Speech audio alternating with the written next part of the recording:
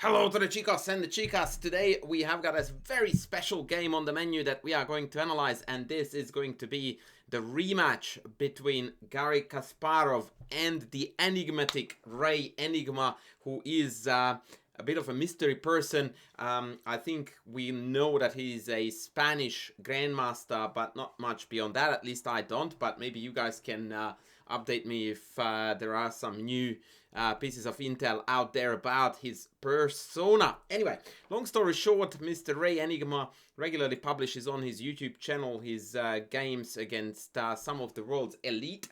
And his game against Magnus Carlsen was one of the most viewed. But what really caught my eye was this Garry Kasparov rematch, which I blitzed through the game and I found something in it that I'm pretty sure you are going to like. So here we come with the analysis of Garry Kasparov against Rey Enigma.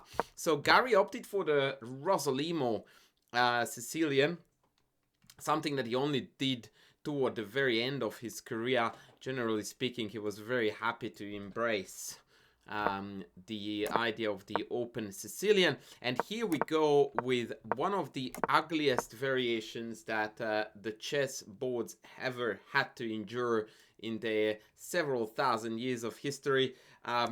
Yeah, with the engines comes some real beauties and some real uglies. In the 70s, if you played e5 followed by bishop d6, in some circles you would have been asked to leave the room. But nowadays, when the chess engines dominate decision making and evaluations, everything that is not bad is good. c3, a6, bishop takes, pawn takes, and d4. And believe it or not, but we are actually following really well trodden path. And here, after ed, cd, bishop g4, many grandmaster games sort of fizzled out into drawish scenarios, whether it was dc followed by a potential queen trade or immediate knight d2.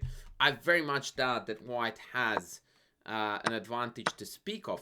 However, curiously, Senor Enigma, maybe in the heat of the moment, maybe he's still a little bit of under a bit of a stage fright, he actually took with that c pawn. And this is a serious mistake, because now after c takes d4, bishop g4 per game, the e5 pawn is hanging. Interestingly, the mistakes didn't quite stop here, because Kasparov correctly captured e5, but after bishop f3, he instantly retook on f3 with the queen, which is a mistake, because after queen takes d6, good old Gaza could have had a fantabulous position. Bishop takes e4, queen b4, denying the queen trade, of course. Now that material is level, keeping the king in the middle, hitting b7, hitting e4. Bishop b1 is virtually forced. Takes, I think I looked at queen d7 here, but after bishop e3, knight e7, bishop c5, it is crystal clear that black is really seriously in trouble here. In particular, finding a safe haven for the king is going to be a very difficult challenge indeed. So yeah, queen f3, slight mistake, but thank God that Garry did this, because now we are going to be treated to something spectacular. So he played d2, knight d2, queen f6, and queen b3. Now, I don't know if I'm the only one, but when I was blitzing through this game, ever since bishop g4, I got some really strong Morphy vibes from his game against Consultants, is the word I'm after, where exactly the bishop g4 pin came, the capture came, and then the queen took back on f3, and then it slid over to b3. And this is where things begin to derail. b5 was played, and this should not have been played. That being said, it takes a man and a half, or a lady and a half for that matter, to find knight a7, allowing the capture of the b7 pawn and claim some positional compensation here. Knight c4, bishop d4. It's very vague. It is very vague, in fact. And so Mr. Enigma played b5, but this move was not what the doctor has ordered. Knight f3, going after the bishop pair. H6, at least trying to keep white's bishop at bay.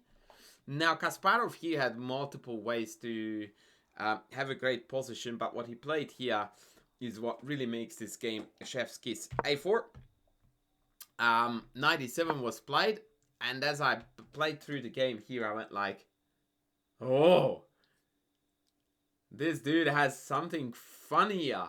Matter of fact, if you guys want to figure out what fun continuation Garry played, he posted a video. I don't want to ruin it for you if you would like to turn it into an exercise, but I'm going to tell you that as soon as this landed, in my head I went like, queen sack. Sure enough, in a couple of seconds, Kasparov took, and queen takes b5. Landed an absolute hammer blow, giving up the queen for no more than a pawn at first, but then of course it's gonna be a rook, and then another. This is one of those cases where you have got 3 pieces that can potentially block the check, and they all control different squares. This is when you know that the gods of chess were not with you on that day.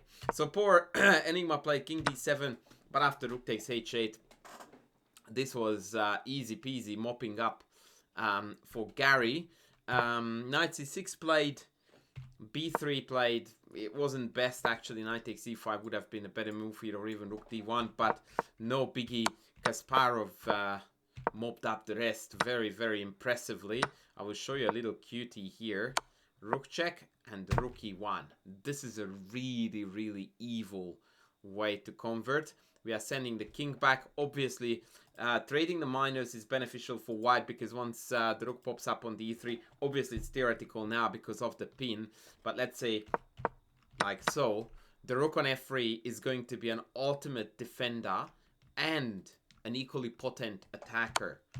And yeah, the 2 rooks here are just too strong. Even without this one being loose, white would be easily winning because all of these pawns are going to fall. But with the b3 extra pawn, not even a question.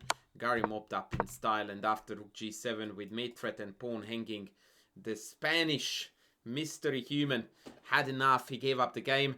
But as I was watching it, I just went like, yeah, good old Gaza still has it. It's still really, really dangerous, calculates very precisely, plays very aggressive chess, and it's always a delight to bring the goodies from Garry Kasparov to my lovely audience. And with that, I'm going to call it a day, guys. Thank you very much for watching this video. Please don't forget to leave a comment down below, smack that like button, sub if you haven't done that yet, and I will see you in the next one. Thanks for watching. Bye.